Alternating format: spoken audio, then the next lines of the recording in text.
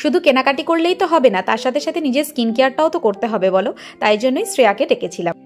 বাড়িতে বসে একদম নিশ্চিন্তে ঠিকঠাক দামে হোল বডি কেয়ার করিয়ে নিয়েছি। আর অনেকদিন পর এত রিল্যাক্স হতে পেরে বেশ ভালোও লাগছিল। ও নিজে একটা সার্ভিস করার সাথে সাথে এই কাজগুলো ভীষণ নিখুঁতভাবে করার চেষ্টা করে। আর শুধু স্কিন কেয়ার করলেই তো হবে না, তার সাথে সাথে এসব ঝকমারি ব্যাপারও তো করতে হবে। তাই জন্যই গার্গিদিকে স্পেশাল দিনে স্পেশাল কাজটা করার জন্য বুক করেছিলাম। দিদির কাজ নিয়ে এর আগে অনেক প্রশংসা শুনেছি, আর করেও বুঝলাম যে সেই প্রশংসার একটা বর্ণও বাড়িয়ে বলা নয়। যদিও আমাদের কালার চয়েসের জন্য অনেকটাই টাইম চলে গেছিল, কিন্তু ভীষণ ট্রাস্টওয়ার্দি। নেইল এক্সটেনশনে আমার ভীষণ ভয় ছিল যে নিজের নখের কতটা ক্ষতি হবে সেই নিয়ে, কিন্তু এটা করার পরে নেক্সট বার আবারও করার ইচ্ছা রইল, এবং গার্গিদির থেকেই।